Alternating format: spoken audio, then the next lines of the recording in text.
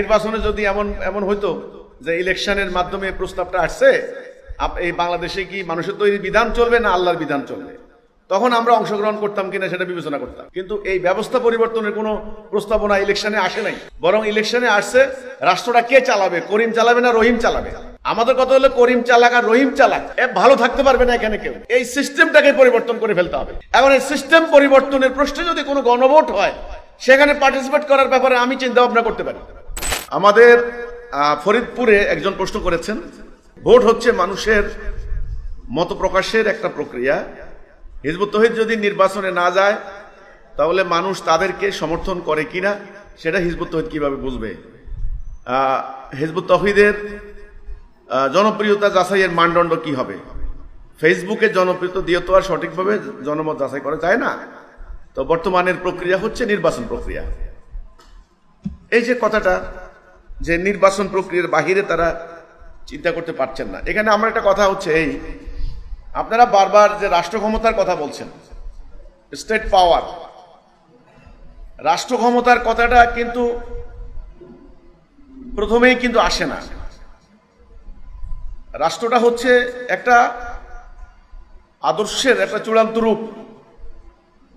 আমি কি চাই, আমার চাওয়া কি, আমি কেন চাই, কিভাবে চাই, এটা আমি যেই রাষ্ট্রে যে জনগণের মধ্যে প্রচার করব সে জনগণ বুঝতে হবে।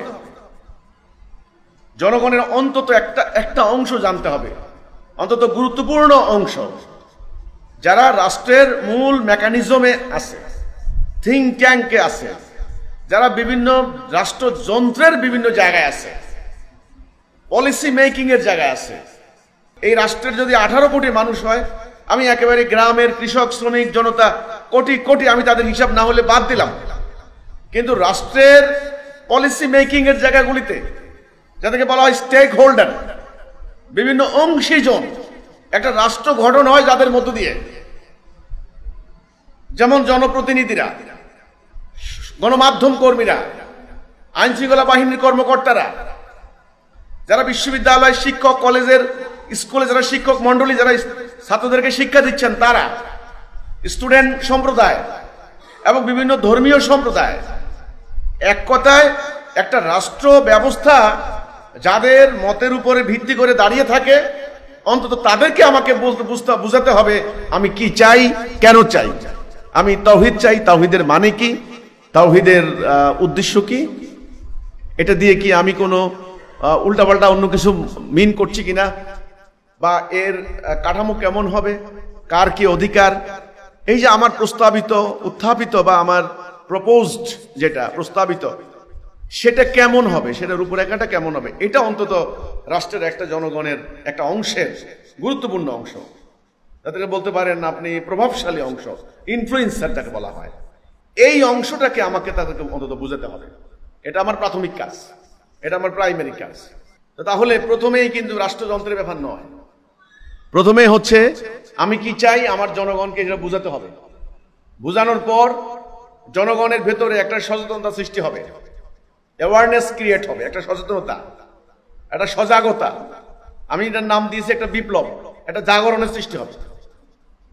তখন জনগণ সিদ্ধান্ত নেবে তারা এই প্রচলিত ব্যবস্থা পরিবর্তন করবে কি করবে না।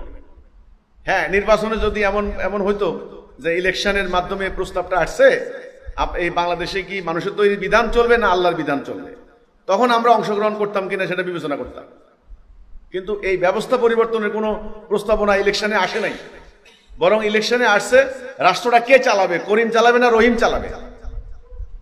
আমাদের কথা হলো করিম চালাক আর রহিম চালাক ভালো থাকতে পারবে না এখানে কেউ।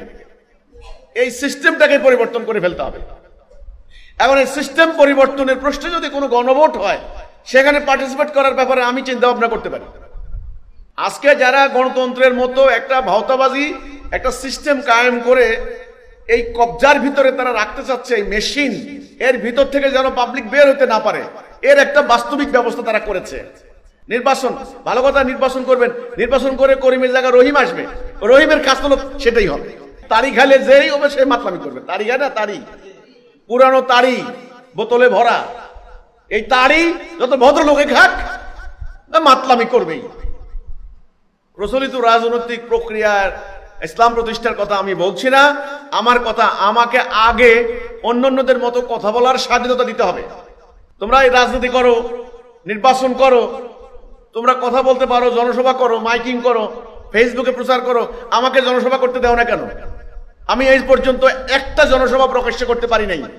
অনেক হাঁটাহাঁটির করার পর, অনেক দেন দরবার করার পরে ডিসি অফিস, এসপি অফিস, গোয়েন্দা অফিস, নানান অফিস ঘুরতে ঘুরতে 1 মাস পরে জেলার মধ্যে হল রুমের ভিতরে একটা অনুষ্ঠান করতে দেয়। তাও কত বিধিনিষেধ। 10টার মধ্যে শুরু করবেন, 1টার মধ্যে শেষ করবেন, এরপরে পুলিশ গাড়ি বসে থাকে। কি এক অরাজকতার কারবার সারবার। তাহলে আমাকে কথা বলতে দেন। আমার প্রস্তাবিত ব্যবস্থা যদি প্রত্যাখ্যাত হয় জনগণ দ্বারা, তাহলে আমার কিছু করার নাই, আমার কিছু বলার নাই। এজন্য যিনি প্রশ্ন করেছেন যে নির্বাচনে যদি না যায়, না, নির্বাচনে দেওয়ার প্রসঙ্গটা এই জন্যে নাই যে নির্বাচনের মধ্যে বিকল্প ব্যবস্থা কোনো সিস্টেম রাখা হয়নি। বিদ্যমান ব্যবস্থা নিয়েই কথা হচ্ছে। আর আমাদের কথা হচ্ছে বিদ্যমান ব্যবস্থা পাল্টাতে হবে। জনপ্রিয়তা বুঝবেন কিভাবে? হ্যাঁ, জনপ্রিয়তা বুঝার জন্য আমার এটাই যথেষ্ট। আমাকে আগে কথা বলতে দিন।